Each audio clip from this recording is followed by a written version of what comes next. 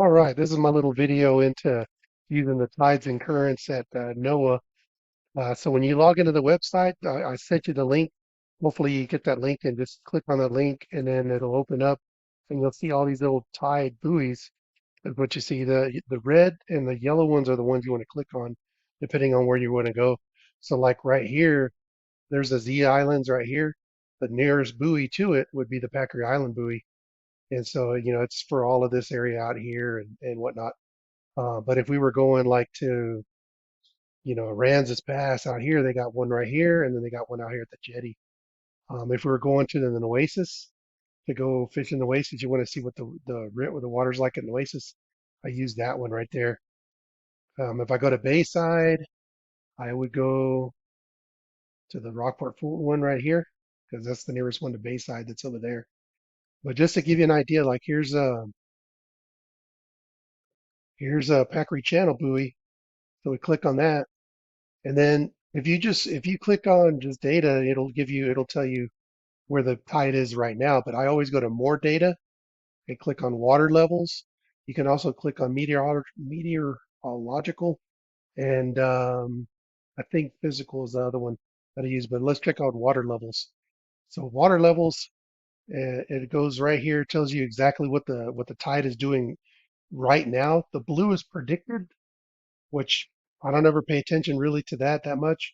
I look at what the water's actually doing, which is in the red. So this is just for the day from June 9th all the way to June 10th at the exact same time.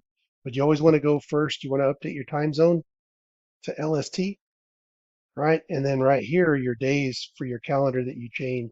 So from the 9th to the 10th. So if I want to go back and look at what the tide's been doing, I can go all the way to the first day in June. If I want to go to May, I can go back to May, but it'll go back to 30 days. But let's go first to the 10th, and then you hit plot, and then boom, it'll kind of show you. Look at how the water's been moving, and you can see at the lowest point it was at zero point 0.7 foot. The highest point it was 1.2. Always pay attention to the lowest points because that'll tell you how low it's going to be. So when you're going out, if you're going in the flats, the shallow back lakes, the lake, lighthouse lakes or Bayside, it needs to be a zero point 0.7. Back in the Oasis, it needs to be at least zero point 0.6 and above. Right here, it's 0.72, 0.65, 0.95, 0.69, 0.5, 0.6. I hadn't really gone out too bad. This could be just a little wind or something, but it follows along with the predicted blue line, you know. But if you want to go back and let's say that one May that we went back in May, I think it was the 18th, to compare it. Let's go. Let's look at that day. So look how flat it is. From the 18th to the 19th, the water wasn't moving at all. There's hardly anything. I mean, it was up even a little higher at zero point 0.9 at the lowest, and then all the way at 1.7 foot at the highest. So there was a lot of water out there, but it wasn't moving, and that's why we didn't catch anything on the 18th. We go to June 10th. Let's go to the 10th, or actually, you always want to do one day back. So this would be today. Look how much more the tide is moving. So when it's moving, the fish are eating, but when it's flat, they're not moving. Slack tide is this up here. This hold on, let me see. Let me get my little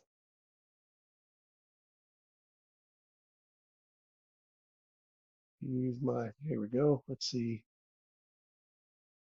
So your slack tide is the humps from here to here. So this whole thing is a slack tide right there. What you want to look for when the fish are biting is these right here. The times in between these are when they're biting. So right in here is when they're biting. In this top area, that's when they're not biting. So you look at the time. So it'll be slack tide between, let's say, 12 and whatever time this is. And then when this water starts moving again, This will be the outgoing tide, and it's from this time to that time. Yeah. But yeah, so on here, if you're looking, we go, what is that? Look at the time right there. It says 8. That's 8 a.m., 8:42. I would say about 8:42 to about 11:18 is when the water's moving the most, and then it's slack. And then right here is 2100, so that's nighttime all the way into the morning to about right there at 0:42, and then it's not moving anymore. It's slack on the bottom, and then it starts moving again tomorrow, right at about 6:48, 7 o'clock. It starts moving up. Or actually, this was this morning, and it went all the way to about 12, and then now it's slack tide again, and it'll probably be moving again at about night. So that's kind of how I read that. But on the other stuff, if you go to the more data, you go to meteorological, and you can see like the wind. So it's got like knots, and it's got the gust. Everything's in knots over here, so you got to translate it into knots. But I always go, it's in 6 minute increments, so I just do the 1 hour lot, and then it's a little bit better to read when you do it that way. But so like look at that, it was at gusting at 25 knots, 21 knots, and then back down here. Here we go. What is the knots down here? 6, 4. So it's always like whatever the knots is, you times it by 1.151. So if it's like what is it here? Winds 2.53 knots. 2.53 knots. So 2.53 knots times 1.151. So it's almost 3 miles an hour, is what that means down here. And so you have your chart over here. And then over here is your temperature of the water. Over here is your pressure. Um, High is going to be 1020 is like the highest. Anything above 1020 is going to be kind of too high. Fish don't bite after about 1020. Occasionally they will. That's not an absolute, but my rule of thumb is 1020 is too high. And I can't remember on the low end what the low end one is, but 28 millibars or whatever is like the on the low end. 30 is on the high. Um, yeah, that's your win. That's on the win one. And then what is the physical?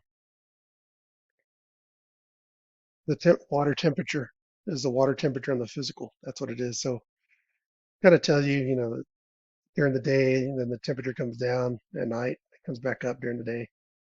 So yeah, but that's NOAA. That's how I use it when I'm going out.